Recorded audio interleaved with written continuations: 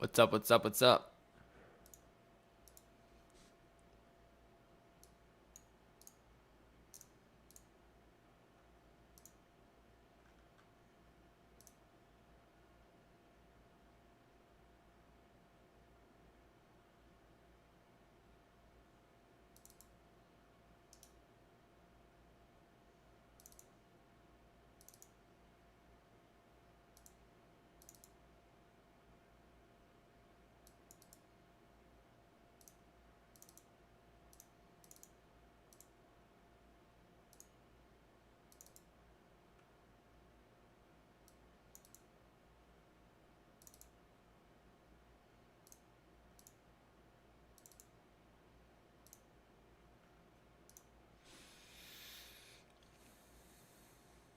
You had to send your thing to Canon?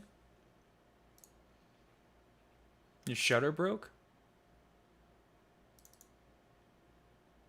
Oh man, that's not good. Mic check. Oh, my mic's probably low. There we go. Mic check, mic check.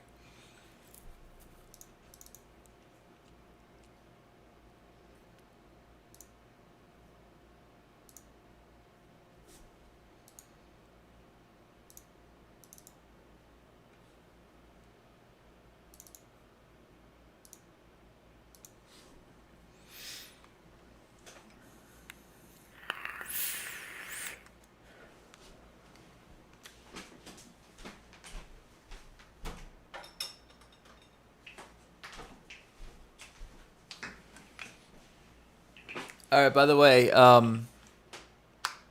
started doing this at 9:44.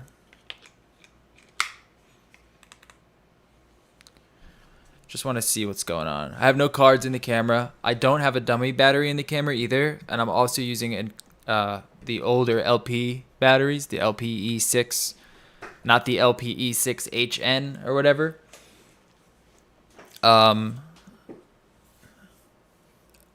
Also, before I forget, so when firmware, this is firmware 1.1, firmware 1.0, when you attach the external to the camera, you had an option that you could either, what was the option? By the way, I kind of want to like,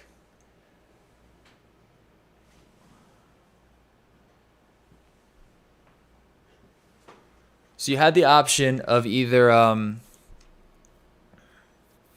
what was it? It was, you could either display to both you can display the camera screen as well as the external screen. That was what I was using for all of my tests. It was for both displays. Further testing, we found out that if you just output the external display, so the camera display didn't work, and they had all like this stuff up on your external display, it seemed to have decreased your overheating numbers. You also couldn't use overheating control in that mode, but now you can use overheating control in that mode. So when you export just to external display, you can now turn on overheating control. There's also a typo. I guess I can show you.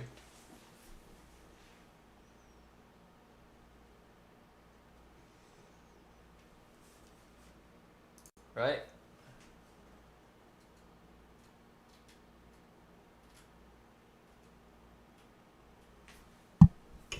So this is what I was talking about here. So this is the mode that I always have it on. And I had overheat control turned off. And if I remember correctly, this is the only mode that you could do it on. But now you can actually just do it to external. But now you can also have overheating control turned on. And when you do that, there was a screen that popped up that stated there was a typo. And I have it here. I posted it to the Discord. It states, if overheating control is on, HDMI output in standby. There's a typo there. HDMI output in standby, which is when you stand by me. And now look, okay, see, this is the problem, okay? This is the problem with this mode. They haven't fixed it.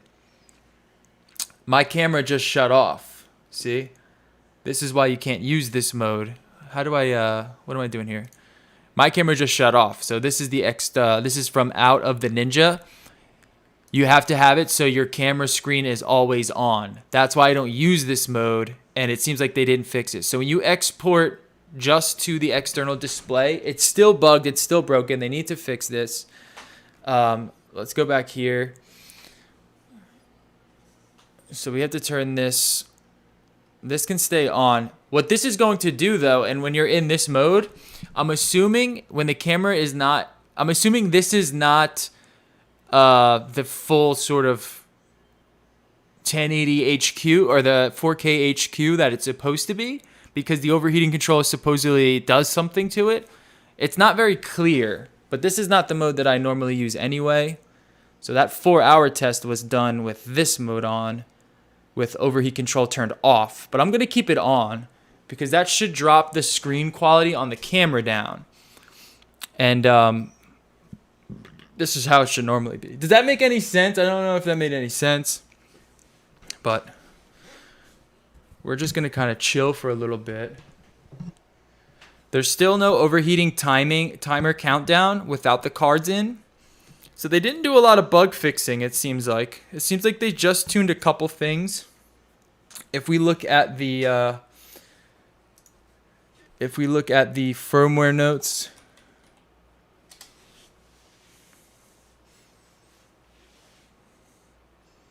did you turn auto power off? No, I didn't. That's why that's turning off. But it should automatically know that it should automatically just never shut off your external. Does that make sense? Like when you have something connected to your external HDMI, it should never cut that power off. I don't know why it does that. It treats it like it's actually the camera's display, and I'm not sure. Do other cameras do that? No, Sony doesn't do that.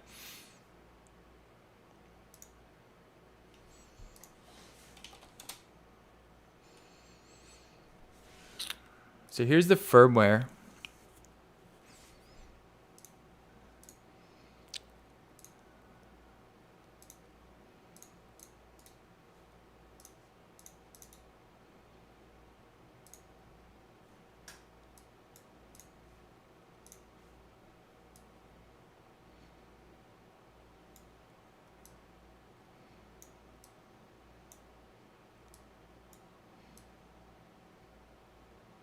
I guess I'll go here. How's that?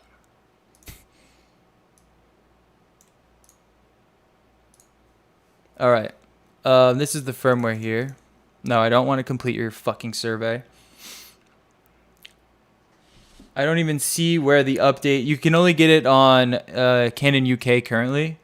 So I might as well just show you. Here's the link if you want the link. This is where I downloaded it from. Canon UK. It's all the same. It doesn't matter. Here's their firmware notes. Gordon Lang just did a video on it as well. Hold on.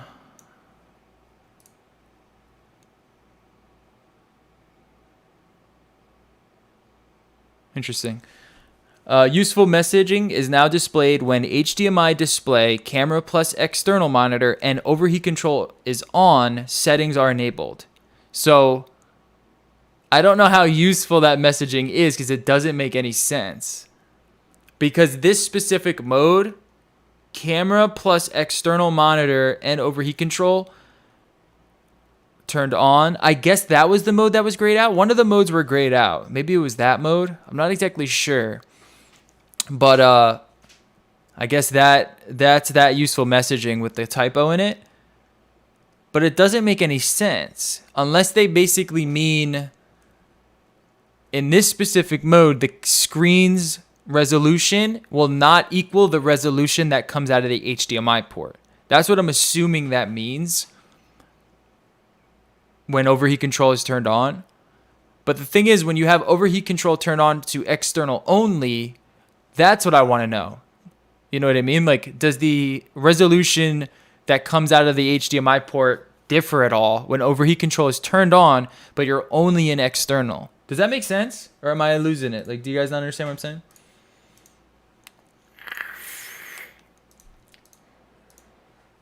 Is this just a halfway answer to overheating, or are we going to see an actual fix? Well, according to Gordon Lang, it seems to have improved a good amount. It's not, you're not getting like, it's still not like a C200. You know what I mean? It's still not like an A7S III. So if we're going to compare it to the market, it's not an A7S III. It's just not. In terms of like long form, like never have to worry about overheating in 4K 120, 4K 60. 4K, you don't have to worry about it. But 4K 120, 4K 60, it's still not there. They still have the limit. They didn't take the fucking limit out. I don't know. Is Canon, are you listening? Anyone over at Canon? Hello? No one wants the limit. We've been asking you. Take it out, please. Let's wake up, Canon. Wake up. You just released a global product. 2 global products. You have another product that's going to be a big seller coming out. Let's wake up a little bit. Let's cut the shit. No 30-minute timer, please. You know what I mean? Like, what are they doing over there? But it seems they did improve the recovery, which is where there's a lot of contention. Now, we're going to go to Gordon Lang's video. I'm going to touch on it a little bit because there's something very important that came out of that video recently. But right now, this says just the firmware notes. When using certain RF lenses for movie shooting, the in-lens stabilization mechanism has been improved, which is good. Maybe that's that extra wobble stuff. I wasn't getting it, but I didn't update any of my lenses. I never update my lenses. I should probably do that. Fixes a phenomenon in which the slow synchro setting screen is not accurately displayed. Fixes a typo displayed in the communications setting screen when the language is set to Korean. Connectivity during FTP transmission has been improved. That was a problem. Fixes phenomenon in which card access time may take longer when using certain CF Express cards. I wonder what that means. I don't know exactly what that means, but I do have problems with this piece of shit. This is a Hoodman. Look at that autofocus. It's just, you could just always rely on it. This Hoodman Steel CF Express card, just piece of shit. And then here's the big ones. Temperature detection and shooting time control in video shooting have been improved. In addition, the total shooting time... Hold on, this is so confusing. In addition, the total shooting time when the short time recording and power on off are performed repeatedly at room temperature is improved. Okay, so let me try to read this again. Hold on. I'm losing it. Maybe it's just late. I don't know. Temperature detection and power on off temperature detection and shooting time control in video shooting have been improved. Okay, good. In addition, the total shooting time when the short time recording and power on off are performed repeatedly at room temperature is improved. I don't know what that means. Does anyone know what that sentence means? Do I not comprehend English? In addition, the total shooting time when the short time recording and power on off are performed repeatedly at room temperature is improved. Could someone in the chat help me? I don't get it, man. I don't know what that means. Total shooting time when short time recording. So Gordon basically, his video, he states like burst shooting in 4K 120 has greatly improved. And maybe that's what they mean. But then they throw in the power on off. So they're basically stating like, they want you to shut the camera down all the time. I don't know why. It's just what they want you to do with these cameras. The phenomenon in which the movie recording time available is not correctly displayed when the date time zone is not set has been corrected. Okay. And then a couple other things have been fixed. So going to Gordon Lang's video, that sounds retarded. I don't get what they improved. I think it means short burst shoots improves. That's what it sounds like. But also not just short burst, but also when your power, like short burst and between those short bursts, turning the camera off. So you shoot your short burst, you turn the camera off. Oh, it's time to shoot another short burst. You turn the camera on, and then you shoot it. Turn the camera off. Turn the camera on, shoot your burst. Recovery time has probably improved there because that's the gist of Gordon's video. I don't really want to play it, but it's important because he's the only one that kind of has the testing on that.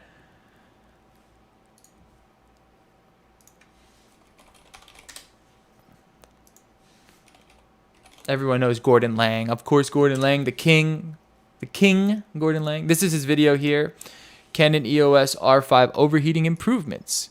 Firmware 1.0. Let me just try to find quickly the spot. Hi, I'm Gordon from Canon.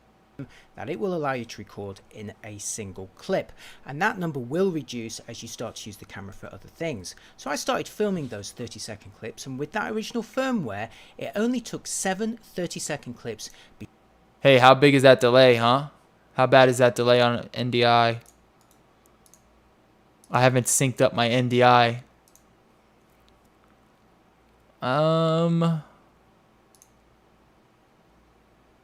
Where do I have it here? This is our podcast overlay.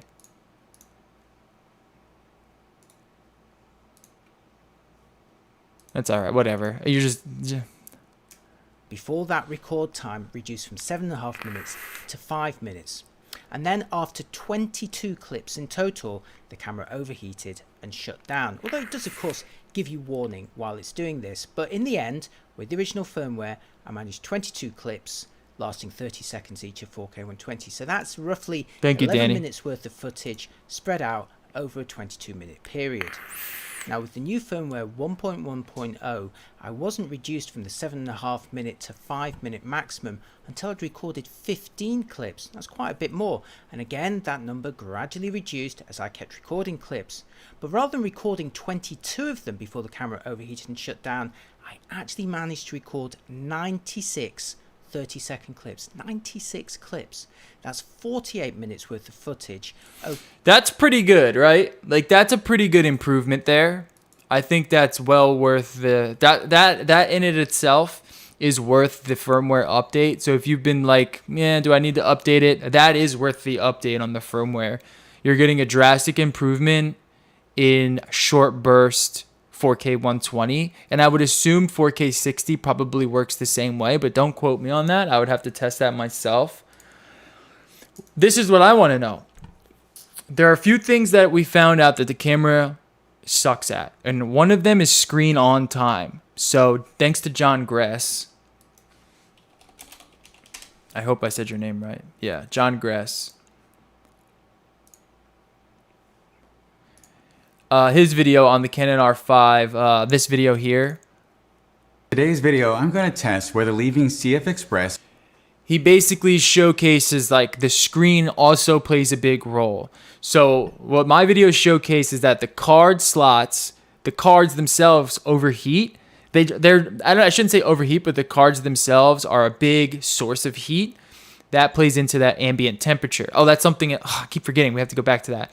But the cards themselves are a big source of heating. John Gress's video, definitely go give this guy a shout out for putting in the work. He also showcased that the screen on is a big source of heat.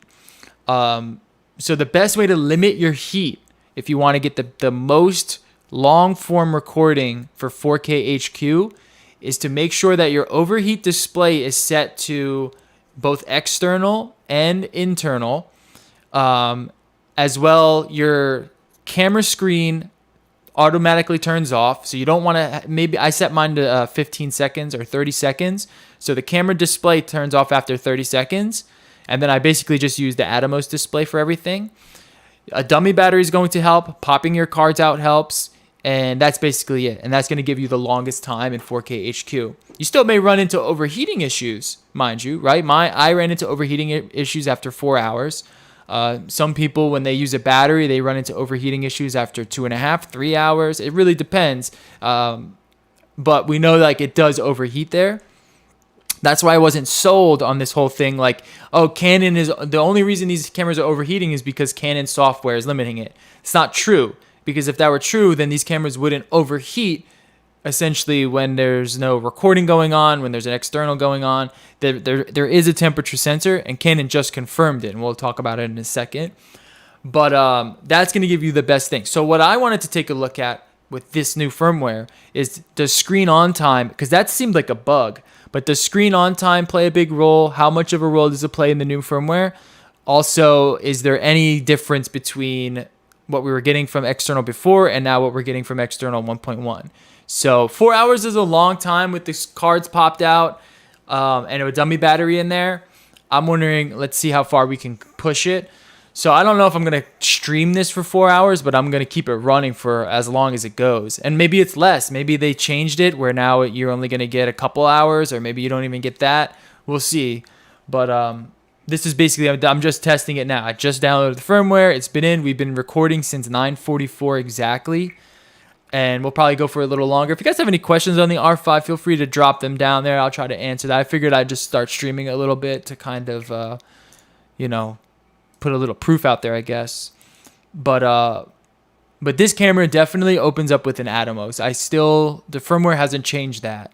If you expected the firmware to now make this an Atomos-free camera, I wouldn't say that, unfortunately.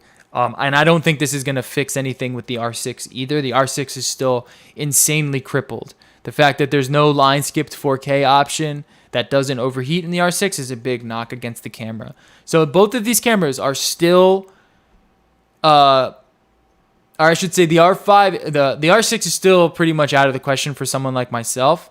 The R5, you still get the 4K, but the Atomos still, unfortunately, is necessary if you plan to shoot anything 4K 60 or anything 4K HQ. The firmware hasn't changed that. All right. Tilta fan. Yes, I am very excited for a Tilta fan. I mean, let's get into that. So that's part of Gordon's video that I think is more important than his actual findings on the firmware. So I'm assuming Canon gave him they gave him these talking points, right? So listen to what he has to say. Load it, try it out, and let us all know if it's made any difference for you. Just briefly, the firmware changes 3 things. First, there's improvements to the stabilization with the RF 100 to 500mm zoom. Secondly, the overheat control option can now be enabled when there's 2 internally. Right here. During a new interview with Canon, I learned the R5 employs 3 temperature monitors, 2 internally near the AF and imaging sensor, and 1 for measuring external ambient temperatures, that's near to the ports. The R5 uses readings from all 3 along with a timer to figure out when to report overheating and how much recording to allow while the camera cools down. Very important. So they did admit there's a timer that is involved, but there's also 3 temperature sensors that's going on. What were they? There's one by the ports. That's the ambient temperature reader. That I think was bugged, and that's what was mainly tuned in with this latest firmware, was that ambient temperature recorder. That's why in this video here, he states that him using the freezer and the fact that a fan could really help. Him using the freezer allowed it to bypass a lot of that recovery time. It's still insanely long. It's still like, I think he said like a half an hour or something. I don't want to mince his words, but it's still not longer than 5 minutes, right? It should be a 5-minute downtime. That's fine. I still think 5 minutes is too long, but a 5-minute downtime is whatever. It's still like 30 minutes, 40 minutes before you get your full recovery back. That's a little too long. And then I think he chops that down even further, throwing it into the freezer. We can touch on it to get the exact numbers, but I don't want to play his whole video here. Go check out his video. So it's 12 minutes in the freezer. Thank you, Jerry.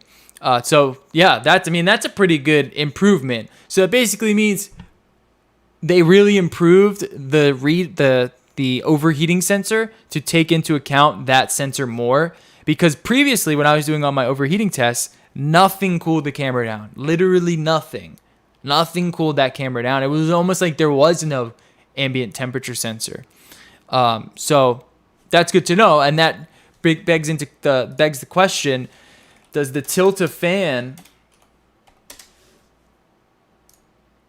is that going to play a much bigger role, right? Now you got to remember, like, Tilta is a legit company, and this is what I've been telling people in Discord. This is a legit company. They're not gonna put out some bullshit. They're not gonna put out a scam, basically, right? They're not gonna put out a scam.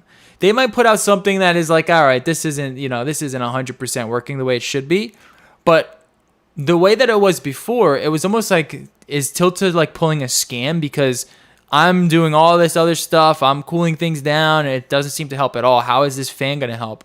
Now it's making a lot of sense. Now it's starting to make a lot of sense. So maybe they were given the information from Canon when they were developing this. Canon was like, hey, there's an ambient temperature sensor. If you can slap the Peltier cooler on it and bring that temperature sensor down, then you should be able to get a lot more recording out of it. And essentially maybe even get full recovery from it in a short amount of time. Do note that, so this is what they say here. Modular maximum temperature reduction, 76 degrees Fahrenheit, reduces temperature to 59 degrees Fahrenheit within 1 minute, right? Now, if we remember looking at like all like the Andrew Reid posts, that was like the area where the camera was like comfortable to record again. Whether or not the camera wanted to record there is a different story, but that was like the temperature area. So that's pretty impressive if this works. And now we know there is an ambient temperature sensor, so this possibly could be a great solution. And I do want to test that. I mean, I'll add a fan onto my camera. It won't be the same sort of Peltier's cooling system where, you know, it's basically cooling like this. But it'll be something, you know what I mean? I'll try something and see if it adds anything to it. What I want to know is, like, if this works and this does give you... I want to know, like, if this plus a Ninja is going to give you actual unlimited 4K HQ. That could be really cool. That could actually be a big game changer. For $5,100, you get an 8K downsampled 4K image unlimited. That's a pretty cool option. And a hybrid body. And then say you just want to go out and you want to shoot some regular 4K, you can strip it down. Or you want to go shoot some photography, you can strip it down. And then, hey, we have a shoot coming up. Let's throw on the cooler. Let's throw on the Atomos. Let's rig it up, put it on the shoulder. Boom. Now you got like some amazing 4K. It could be pretty cool. All right, let me look at what you guys have been saying. The off and on way of shooting works for me because that's how I normally shoot to save battery ever since switching to mirrorless camera. Yeah, I mean, I just do it out of habit, right? When I'm shooting, I just kind of, when I'm not using it, I just flick it off real quick, flick it back on, flick it off real quick. That's how I shoot as well. I'm sorry if I butcher your name, Janus. 4K HQ, really don't need that, guys. I shoot in regular 4K and just killed my 1DX Mark II. 4K quality is awesome in R5 regular mode. Yeah, I mean we don't need it, right? We don't need it. I'd argue that this looks really good, and this is 4K. I mean, this is 4K HQ, but it's downsampled to 1080.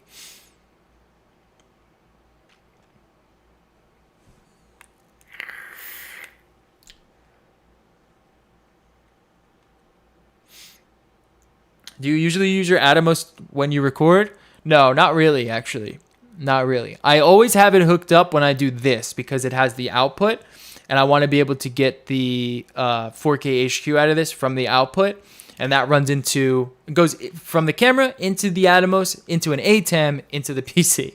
It's like this whole sort of like routed system that I have set up.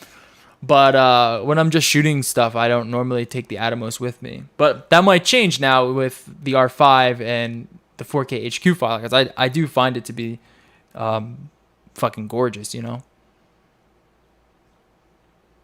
Wait, never buy Trilla Frost test if the camera really takes reading from temper time.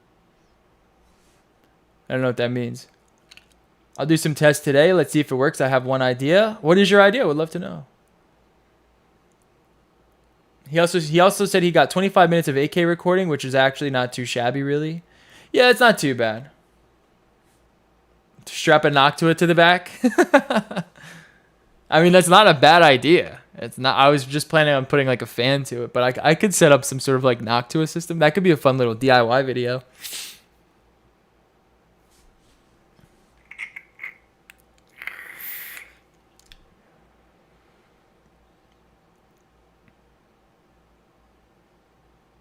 The Tilta uses the USB connection to tell the camera to stop the timer. No, it uses the USB connection to power it, I believe, and to also read the temperature of the camera to determine how much the fan needs to move or something, right? Isn't that what it's saying here? Let me see. Temperature auto detection triggers the control switch, prevents the camera from producing overcooling moisture. So it's reading, I guess, the temperature from the camera in order to make sure that it's cooling adequately so it doesn't build up moisture or condensation. Because I guess that could be a problem, but I don't know. You know, a lot of people are skeptical of it. I wasn't. You know, I was just kind of like, this is odd just considering what I've seen with the R5, but just knowing Tilta, I mean, it's probably going to do something. You know, it might not completely fix it, but even if it gives you like a half an hour extra, or like I said, it gives you that unlimited 4K HQ, that could be rad. And I want to see Canon release that RF mount fan. I think that's an amazing idea. I want all cameras to do that. Because then you can make cameras really, really small. And if you want to rig them up bigger, you could just throw that little fan on the front of the mount and then throw your lens on and you're good. And then you have basically cinema. I mean, that's all that really differentiates a camera, something like this from a cinema camera, is the fan as like the power. You know, sure, a couple of XLR ports and whatever, maybe internal ND filter. At C-Log 3, yeah, I wonder if that's coming. I mean, there are some things coming. Gordon said that 1080 120 is coming. There were reports from Canon rumors that C-Log is coming. It's just not here, unfortunately, right now.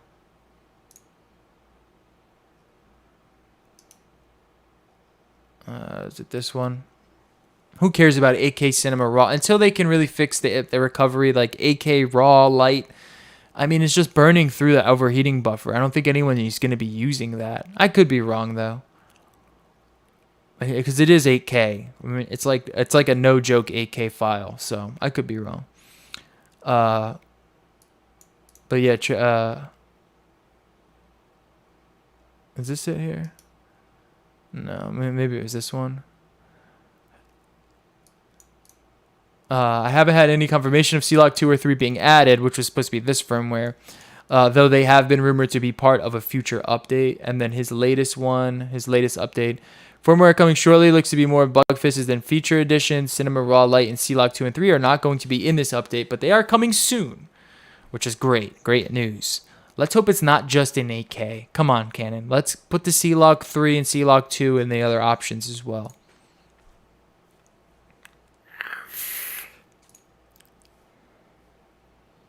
So we're nearing an hour. Still running strong. We're not breaking a sweat.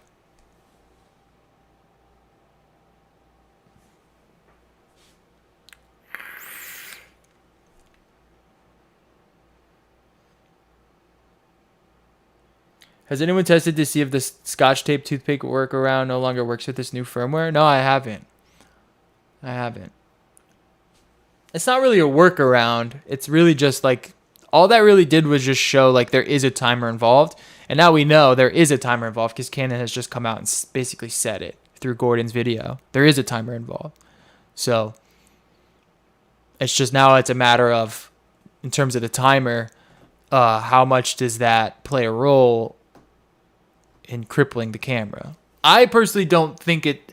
I always was under the assumption that the recovery timer was a little too conservative on the recovery. Like it just wasn't accounting for the recovery as much as it needed to.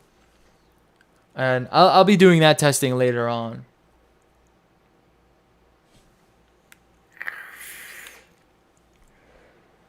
How about when you shoot on location? Yeah, I mean, I'll bring my Ninja a few times. Yeah, it just a matter. Like, do I use it that much? Not really. I use it honestly. I use it more like here than I do bringing it out. I like the 4K from this. Like I showed in my other videos, the 4K normal 4K sharpened looks great. It sucks that you don't get unlimited 4K 60. So like all you B-roll whores out there, you know, this camera is probably gonna disappoint you unless you have an Atomos. But it seems like 96 clips, so that 48 minutes of 4K 120, that's not bad. That's actually pretty good. So the problem is, again, it is pretty bad because the problem is like, you're not just shooting 4K 120. You're going to be shooting 4K 30. You're going to be shooting 4K 24. You're going to be shooting 4K 60. You're going to be taking photos intermittently as well. You're not just shooting all your slow-mo in one go. And that's the biggest problem with the 4K 120 and the 8K. It's just anything you do eats into that buffer, and it sucks because it basically renders it useless. So it's like, yeah, you get 48 minutes of 4K 120 that you can shoot in bursts intermittently, but in reality, are you going to get that? You know, like, how reliable is that? When I go out and want to go shoot this video where I'm going to shoot probably 35 minutes to an hour of 4K 30, and then maybe 20 minutes of 4K 120 B-roll, you know, spliced in there, can I rely on getting that 20 minutes, right? It's sketchy. It's pretty sketchy. Pixel Media, I agree that Atomos takes it to another level, but now that the 4K 120 is much better, that's great. You can shoot 4K HQ with the Atomos and 4K 120 externally. You mean internally. You can't shoot 4K 120 externally. All right, Jerry has a picture for me.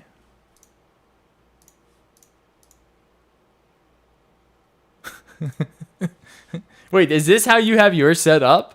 Is this how you have your XT30 set up? This is what he wants me to do with basically just strap like a Noctua on the back, which is basically like a poor man's Tilta. Poor man's Tilta fan.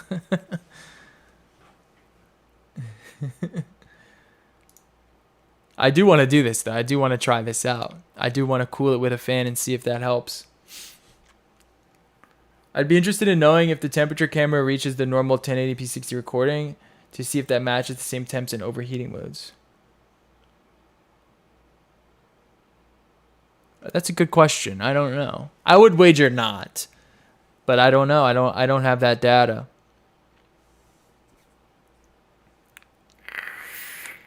"4K HQ, 4K 120, and 8K is what you pay for? If it's not usable in a convenient way, then it's pointless." Yeah, I mean, I would push against that personally. When I saw this camera, I paid the high price for it because this was the only high megapixel stills camera, right? Because I'm a hybrid shooter. High megapixel stills camera with a flip screen that shot 4K 10-bit internal with a good IBIS system and a good autofocus system. That's why I paid for this camera. The 4K 120, 8K, 4K 60, that is all like bonus for me. But really the entire hybrid aspect of it and that solid just normal 4K shooting mode is really what sold me on it. Because that's the thing, is like I know what my personal use case is. If you're buying this camera for 8K, 4K 120 B-roll, 4K 60 without, you know, just as it is, well then yeah, I would agree with you there. Then it is a pointless camera and you shouldn't buy it. And you should really, I think the only camera there's no point, if you need all that, there's no point to buy anything else other than the Sony a7S III currently. That's just how it is. You know what I mean? But if you are a hybrid shooter, then there's really this is a really hard option to beat. You know what I mean? It's a really tough option to beat. You have the 1DX, but that doesn't have a flip screen, and the IBIS in this is worth, I think, like, you know, half the price of the camera. The IBIS is so good. And I'm curious. I'm honestly very curious to know if Canon had marketed this camera as something that was, look, this is a 4K full frame 4K camera, 24 to 30. They don't say it's line skipped because none of the cameras do say that, right? All the Sonys are line skipped. They don't say that it's all line skipped. You find that out after the fact. But if Canon were to come out and say, this is a 4K camera up to 30 frames per second with 60 frames per second limited, say you got 30 minutes, 60 frames per second, and you get all the other features on it, right? The IBIS, the autofocus, whatever. But when you add an external recorder to it, you now are offered 4K downsampled 8K 4K, and that's it, right? Just that alone, right? Maybe 4K 120 is also in there as like you get 10 minutes 4K 120. Just leave the 8K out of it altogether. I wonder how much better this camera would have been received if they marketed it that way, where they essentially basically forced you to think in it in a way like, oh, the 4K HQ is only an external thing. Because I've been buying cameras for a few years now, knowing like, oh, this really unlocks that top tier image quality when you add the Atomos to it. With this, all of that's in there. It's just, it unlocks the limitations of the time when you add the Atomos to it. I think they could have done it where it's like, you can't even use 4K HQ unless you have an Atomos recorder on it. Maybe even the same with 4K 60. I mean, I'd argue that might have been a better way to go too. And just saying like, you get 10 minutes 4K 120, you get 25 to 30 minutes of 4K 60. Don't even mention the 8K RAW. And I think people will be like, wow, this is actually a really great hybrid offering that if I wanted to and wanted to get a Ninja for it, I can even get a much better image quality out of it. Personally, that's how I feel about that.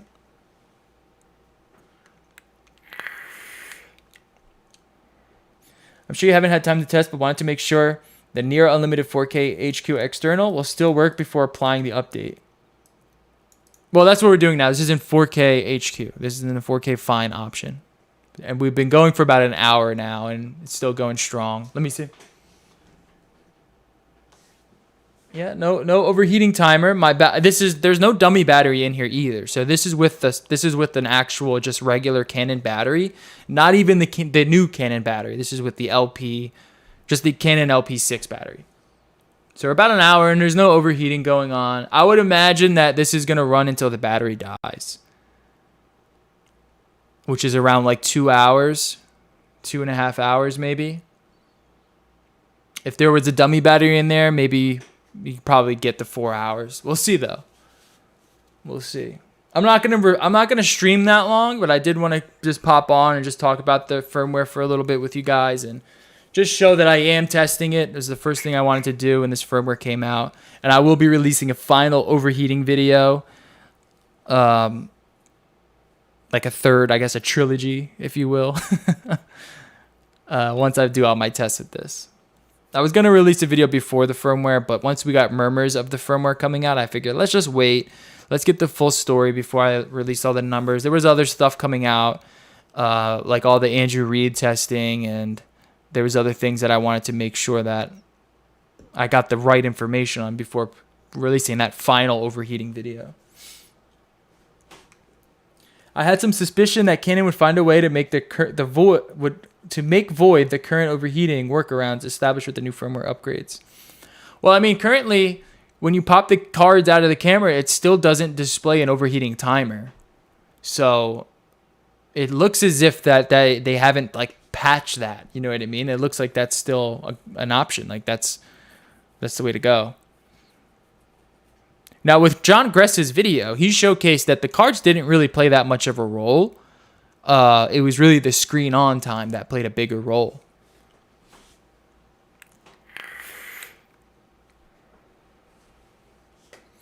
If it does have same temps in 1080-60, then we know it's for sure fabricated. Well, yeah, that's for sure, yeah.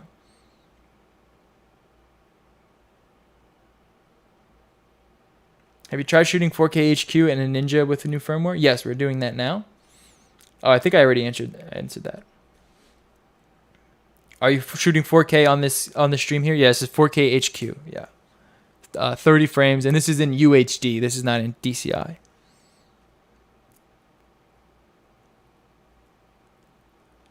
Yeah, it is downsampled to 1080. I get that everyone wants the HQ 4K mode, but frankly, 99% of use cases, the regular 4K is more than good enough. I've seen that myself with the footage I've shot. Yeah, I agree.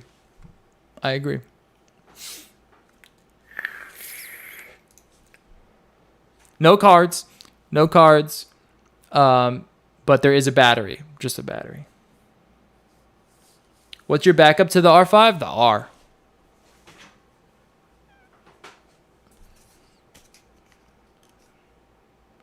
Oh yeah, baby. Man, you guys should really, if you don't have an R, like say you are upgrading from some sort of APS-C camera, or you're looking to get into Canon, you know, you were in my position where you were a Sony shooter for a while, you've just been waiting for Canon to jump into mirrorless and to have good 4K offerings. This is a great option. You can probably get one for like $1,200, $1,300 if you look hard enough. doesn't overheat. The only issues with it is that the 4K is cropped, right? There's no 4K 60 in it, and the 4K is cropped pretty heavily, but you can get around that. It's an excellent, excellent hybrid camera. 10-bit external, so you can slap a Ninja on it. So imagine, right? You're jumping into a new system. You're not made of money.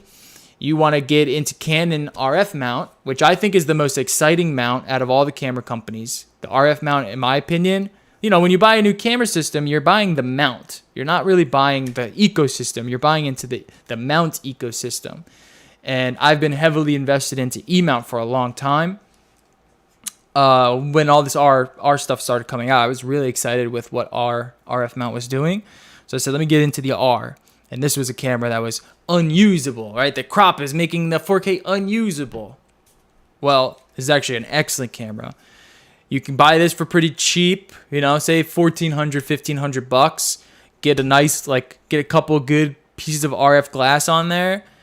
Get some money for a Ninja. And then when you're ready to upgrade, boom, you have a great upgrade path with either the R5 or whatever these cinema cameras are, depending on what you want to do. So if you wanted to go hybrid, the R5 is a great option, and you already have the Ninja and the glass. You just have to spend the $3,500 or $3,800 for the camera body, and now you have a substantial increase in image quality with the 4K HQ mode, but also you no longer have to deal with the 4K crop in just regular 4K mode. So now you get a full frame 4K look. And, internal 10-bit. You don't have to worry about that. I mean, there's a lot of benefits to get the R5 over the R. Or you go, say you just want to do videography. You're not going to be a hybrid shooter. You're just shooting video. Well, these new RF cinema cameras are sounding pretty interesting. They sound pretty interesting. I'm excited for Canon's future. They're really cool cameras. It's a really cool system to get into. Everything feels so high quality. Everything looks good. You know what I mean? Like, I love the way that the Canons look, just aesthetically. They have like nice kind of like rounded corners on everything. I don't mind like the fake plastic sort of deal going on, but it just feels like nice and chonky. You know, you got great displays on them. It's just a good camera system. Oh, is it the most like value-driven camera system? Probably not. There's a reason why I was a Sony shooter for a long time. Sony is like the king of value, and that's why it's so hard to beat Sony. They also make everything too, right? They make all the sensors, they make all the fucking screens, they make all the parts.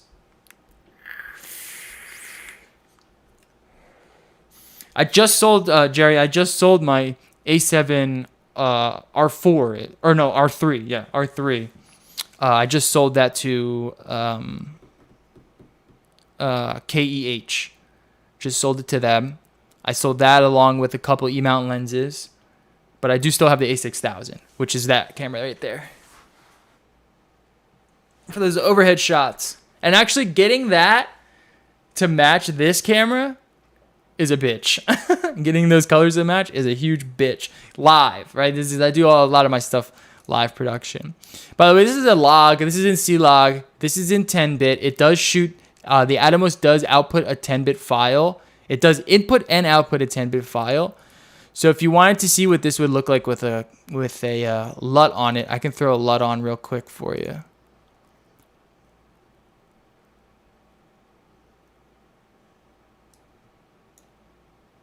Right here. So let's take a look real quick. Let's take a look at just like the regular Canon LUT. Oh, is that it? No. I'm in BT 2020, that's right.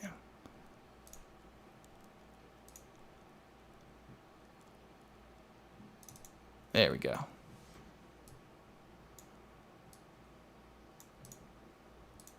That's a BT 2020 to 709 LUT. And that's pretty spot on. My color balance is a little off. This is a little bluer than real life. This is actually more of like a bluish green color. So my white balance is a little off, but This is with the 2020 to 709 color space.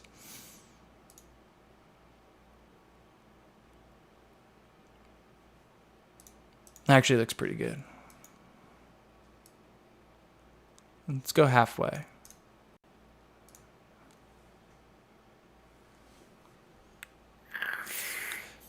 What do you do to get the best video from the EOS R?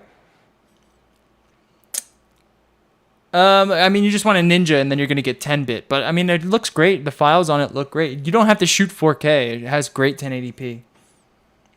Even Tony Northrup, who called the regular 4K garbage, had to admit it doesn't matter because in his own survey, no one could tell the difference. Yeah, I love that video. I was so surprised that no one could tell the difference between those two. Yeah, I don't know why he called that garbage. I really don't. When you compare it, of course, when you compare the 4K HQ, which remember is downsampling an 8K sensor, and it's a real 8K downsample. You know what I mean? Like there's no binning at all. It's actually downsampling an 8K sensor, and it's a legit 8K sensor. It's legit DCI 4K. When you compare that, that's also 10-bit. When you compare that to the massively binned and skipped regular 4K offering, because remember, that's an 8K sensor. They have to chop it all up and they're binning everything. When you compare that against the 4K HQ, it's going to look pretty apparent. That difference is going to definitely look apparent.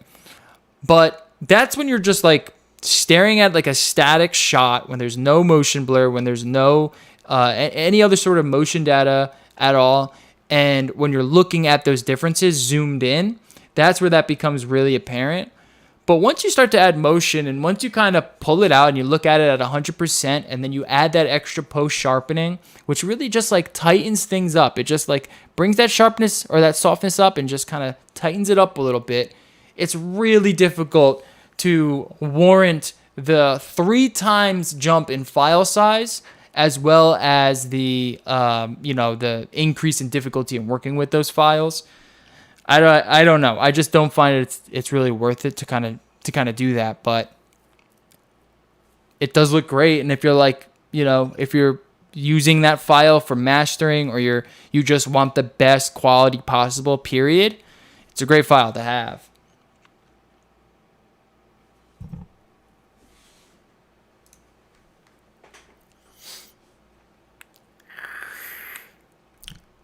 Do firmware updates still come on the R?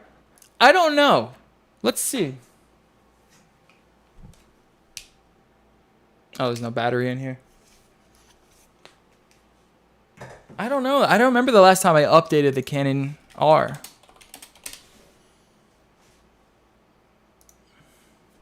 I shot 1080-60 for 1 hour to CF Express, and the camera got really hot in my hand, but never an overheating warning. Then shot another hour of 1080-60 to SD, and cool as can be.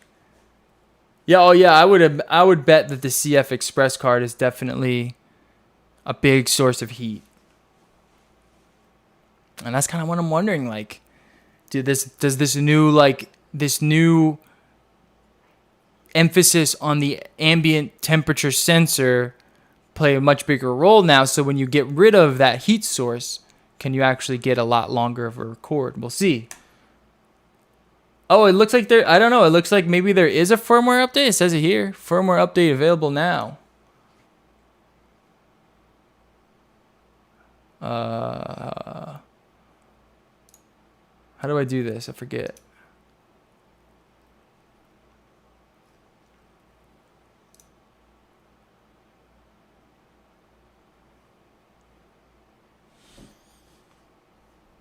I can tell the difference between 4K crop and regular 4K. I'd wager you couldn't. I would wager you couldn't. I was planning on doing a blind upload like what Tony did, but he kind of proved it. Oh, here, get product support. What do I do? How do I do this? Oh. 721. Oh, maybe I need to update my my EOS R as well. What did they add to it? Operation playing back through the multifunction bar has been improved. Support for LP, E6, and H has also been added. That's about it.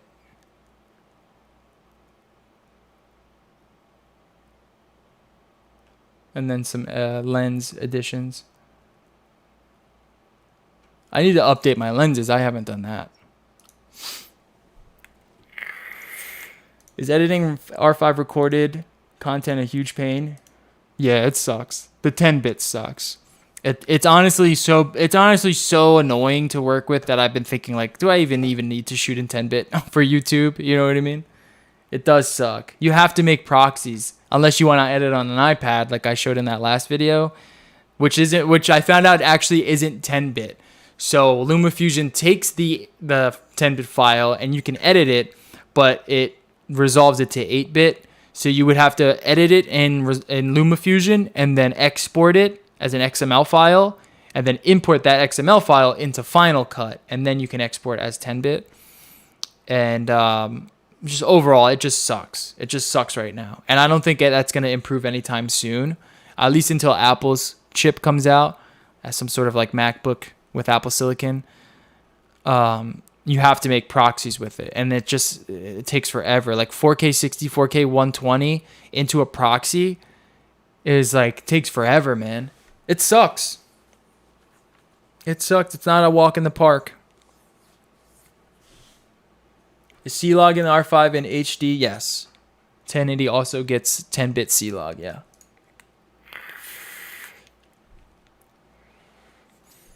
These RF lenses are sick. Yeah, they are sick. Yeah, let's take a look at some.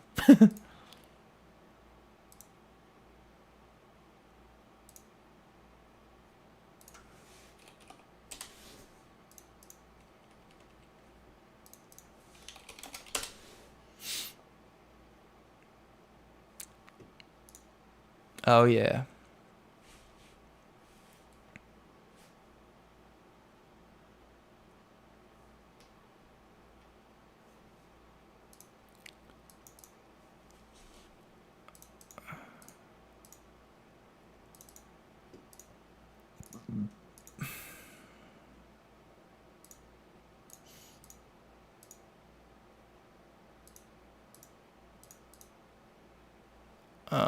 What am I doing here? Scene.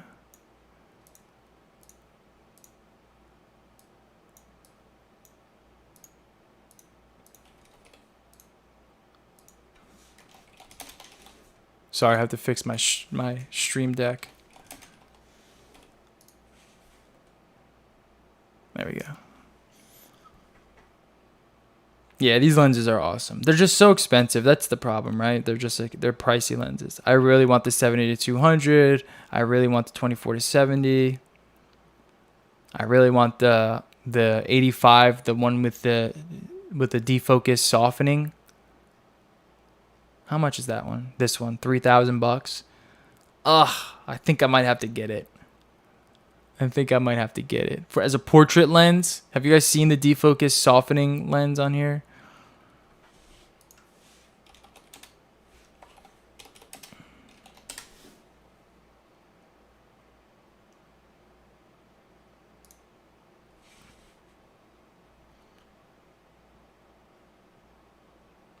This is the 85 DS. Where's the they show like the difference between the two. It looks so cool. I mean, it looks so good. All right, here. So you can see like this is what the normal 1.2 85 looks like, and then with the defocused softening, just blurs out the bokeh. It just gives it more like that cinematic, almost like anamorphic look.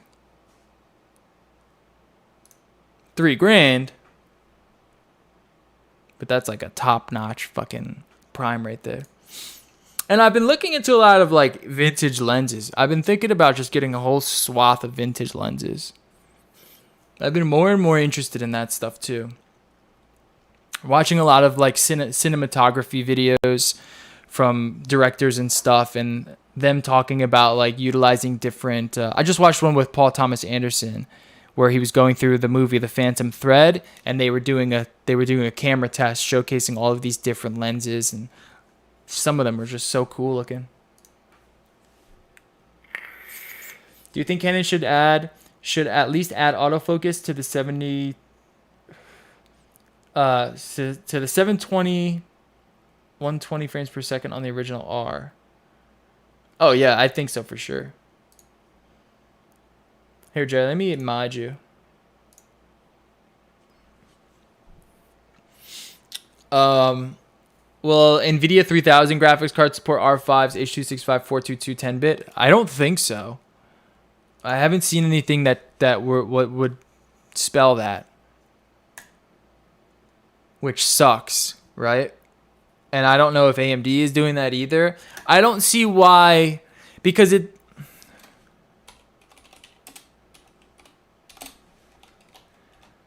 I don't see why they couldn't add that in firmware if it can decode HEVC 10-bit 444, which I'm assuming would be a less compressed file than 422. I don't see why they couldn't just tune it to work with that.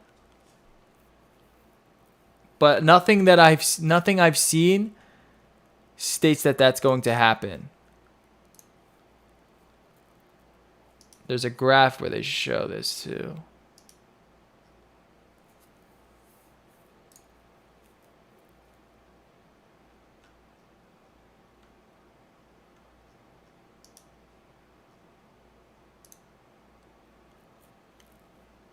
You know, I did find there was this plugin that I found called Daniel 2, and it did seem to help a little bit. It's still a pain in the ass to work with.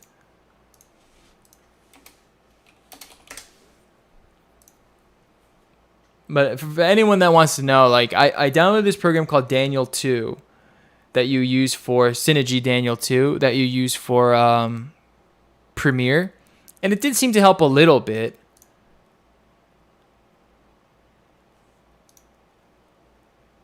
We got a DP review video here. Let's watch it.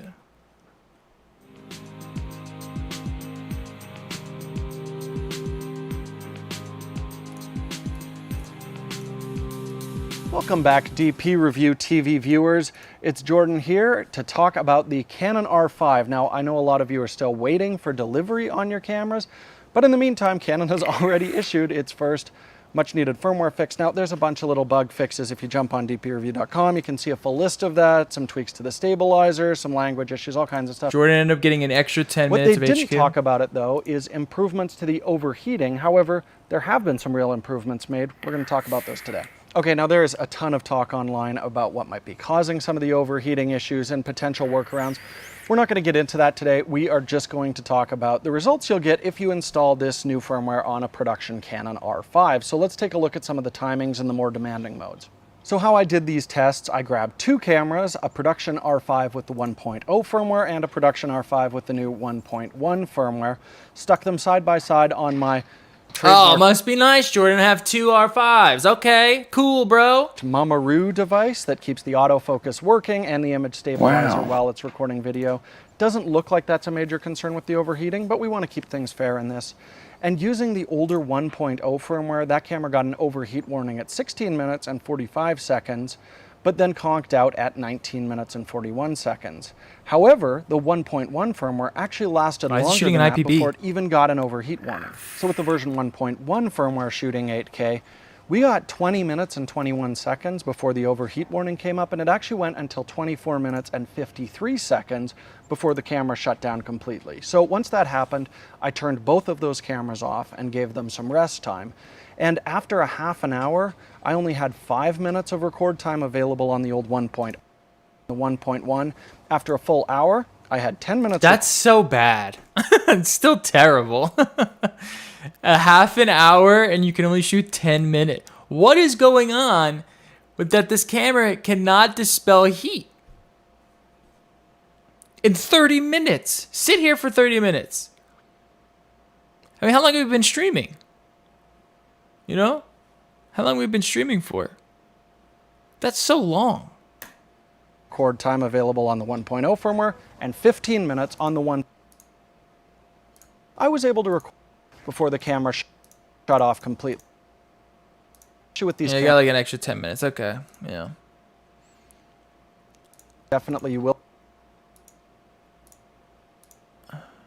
After 1 hour? Firmware said that it You don't even get the full time after an hour? An hour? practical real-world example, because after a half. I just don't want to play his whole video. If you guys want to go watch it, go ahead and go over his channel and watch it. I'm sure you guys have already seen it.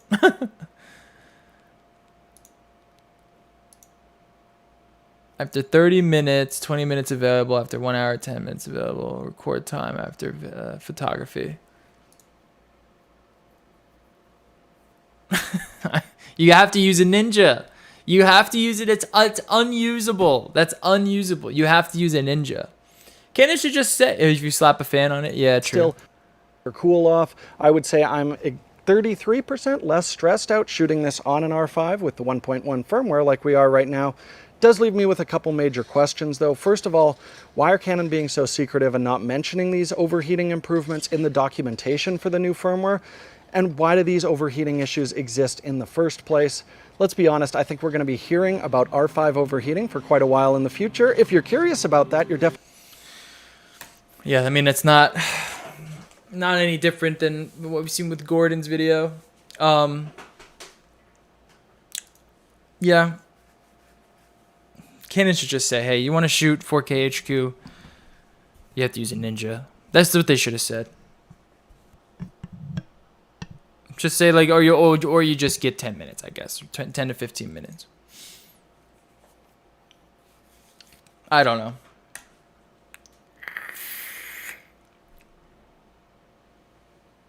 All right, I think we're gonna close this out. I think we're good. I don't think anything is wrong with.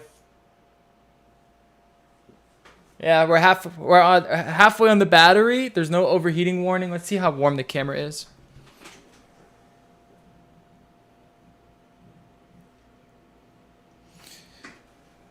So the camera gets warm like where the grip and the mount meet. So like when you put your hand in the grip, right where that mount is, like that little area, that's where it feels the warmest.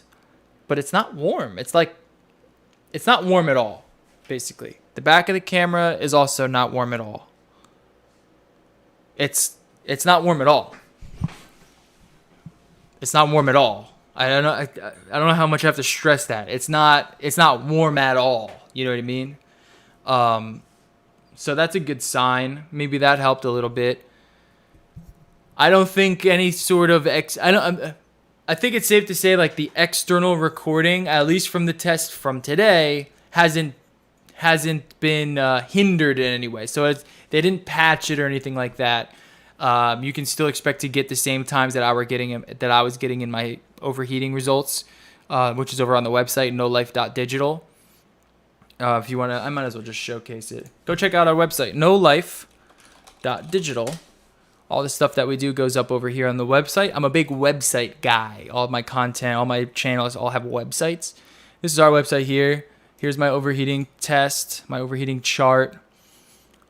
I'm assuming you could still get these same hours, right? So I think it's safe to assume that you're not going to get anything less than this, which is what I've gotten in my external results. So that's good. The firmware hasn't like crippled this in any major way, which is I'm sure a lot of people were wondering, right? Is Canon going to kind of fuck everything up? I don't think that that's going to be the case. There's still a lot more testing that needs to be done, but for the most part, you can expect this. What I want to know is can this be better, right? Can this be better? Also, this little area too. With the cards in the slot, do we get more time? You know, with the cards out, the dummy battery, can we actually get unlimited recording in 4K HQ? Can we get unlimited recording in 4K 60 crop? We'll find that out as well. So, yeah, pretty dope. Pretty dope so far.